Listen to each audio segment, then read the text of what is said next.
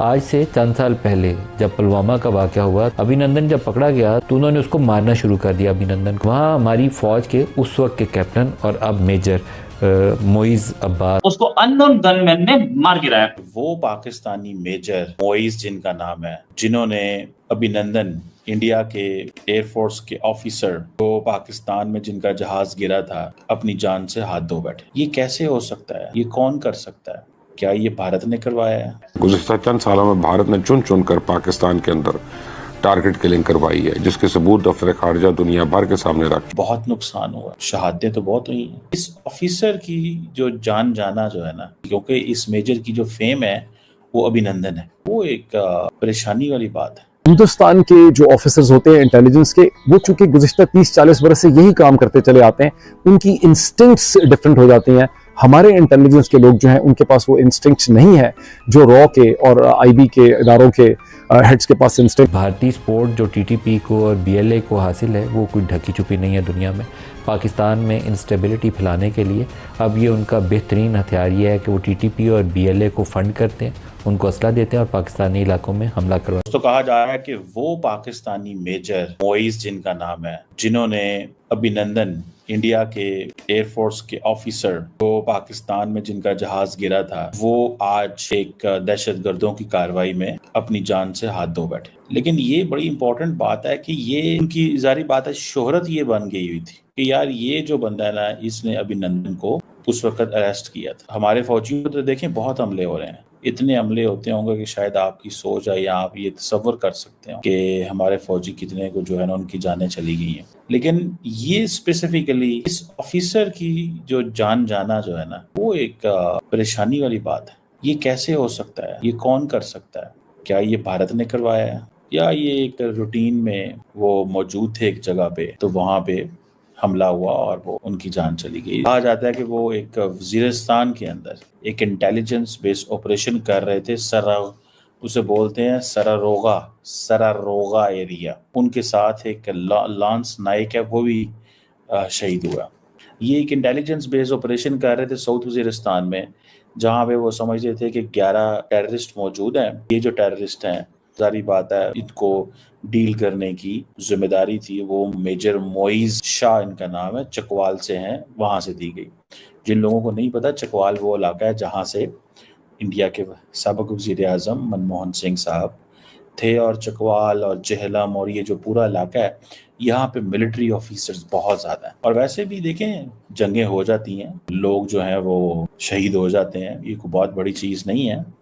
लेकिन स्पेसिफिकली उस बंदे का शहीद होना जिसने अभिनंदन को गिरफ्तार किया उस वक़्त, ये थोड़ी सी एक चीज़ है जिसको मैं वाकई स्टडी करना चाहता हूँ, जानना चाहता हूँ कि क्या कोई इसके पीछे लॉजिक, कोई चीज़ तो नहीं है, कोई ऐसा तो नहीं है जो वो जैसे कहते हैं ना, हम कहें कि यार ये क्या गेम क्या है पीछे, समझ रहे हैं? गेम क्या है पीछे?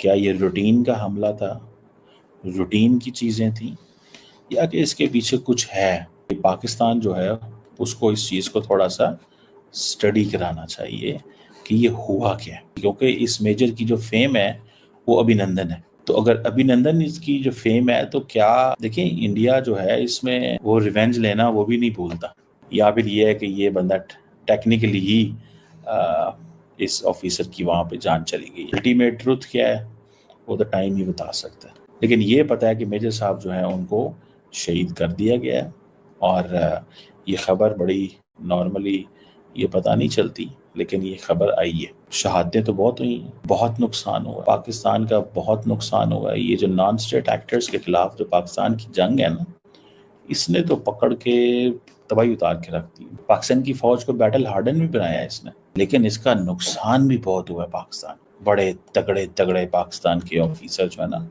तगड़े तगड़े, उनकी जानें चली गई हैं। मैं आपको बात बताऊं, ये कोई मजाक चीज नहीं होता। तगड़े तगड़े आर्मी ऑफिसर, एयरफोर्स, नेवी, मतलब इस तरह के, समझ रहे हैं? और इसमें मतलब ये वो चीज़ें हैं जिसको समझने की हमें थोड़ी सी कोशिश करनी चाहिए। सो देखते हैं कि ये क्या है, ये कौन सा मिलिटेंट ग्रुप था जिसने हमला किया, जिसके पीछे गए थे, और फिर ये चीज़ हुई। मतलब दिस इज समथिंग इम्पोर्टेंट। पहली बार इस अज्ञातों ने ढंग का काम करा है, क्योंकि लश्कर तैयबा, जैश मोहम्मद, हिजबुल मुजाहिदीन, खालिस्तान फलानी फोर्स, ढिमका force, tiger force, guerrilla force है जी, इनको मारने का कोई फायदा नहीं है। ये तो पनपते रहेंगे जैसे कि बारिश में कुकुरमुत्ते निकलते हैं ना पेड़ के नीचे, दे आर मशरूम्स, ये यहां से निकले वहां से निकले। लोग कहते हैं हाफिज सईद को गुड नाइट, हाफिज सईद को बोलना ही नहीं गुड नाइट यार, Hafiz Saeed is not important. तो पाकिस्तानी फौज में पता लग गया कि जो जो मुलव्विस था जिस अटैक में, उड़ी के अटैक में भी कोई होंगे ब्रिगेडियर साहब, है ना, जो पुलवामा में हुआ था उसमें भी कोई जनरल साहब होंगे। तो जितने भी लोग हैं पाकिस्तान में जो भारत के 26/11 में होगा, कोई 26/11 में मुलव्विस होगा, कोई तो पाकिस्तानी आर्मी का सीनियर अफसर होगा जो ओवरऑल देख रहा होगा, और वो अभी तक रिटायर हो चुका होगा। जाहिर सी बात है, रिटायर हो चुका होगा। अब रिटायरमेंट के बाद या तो बाहर चला जाए, कनाडा, यूके, जहां पे पाकिस्तानी चले जाते हैं आराम से, या वो पाकिस्तान में रहेगा। और अज्ञात तो हर जगह पाए जाते हैं, और कह रहे हैं अज्ञात अमेरिका में भी हैं। बेसिकली मैं कह रहा हूं कि भागते भागते जमीन छोटी पड़ जाएगी, क्योंकि अब पहली बार अज्ञात, और पता नहीं कौन है ये कौन है अज्ञात, I do not know, I do not wish to know, but I just want to tell the अज्ञात दैट पहली बार तुम लोगों ने आइडेंटिफिकेशन करा है, आइडेंटिफिकेशन करा है और टारगेट करेक्टली। हम लोग कहते हैं आईएफएफ, फौज में कहते हैं identification of friend and foe, IFF.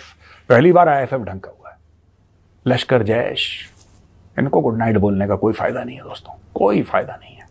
अगर गुड नाइट बोलना है तो गुड नाइट पाकिस्तानी फौज को बोलना है। असल बात यह है कि इस दहशतगर्दी के पीछे जो है वो हमारा अजली दुश्मन मुल्क जिसने हमारा वजूद ही तस्लीम नहीं किया वो है, उसकी जो इंटेलिजेंस एजेंसी रहा है वो है, उसके तहत वहाँ पे जो टीटीपी या फितना ख्वारिज जो है वो वहाँ पे शेल्टर में बैठे हैं, वहाँ पे उन्हें जो है वो ये सहूलत या ये यानी मौका हासिल है कि वहाँ पे बैठ के वो तैयारी करके जो है वहाँ पे जो है वो हमारे दुश्मन मुल्क से मदद हासिल करें, असला हासिल करें, फंड्स हासिल करें, और उसके बाद फिर लोगों को गुमराह करके जो है वो, जिनमें से अक्सर तादाद जो है वो उन्हीं लोगों की है जो हमारे मुल्क से तल्लुक़ रखते हैं या हमारे जो है हम में से हैं।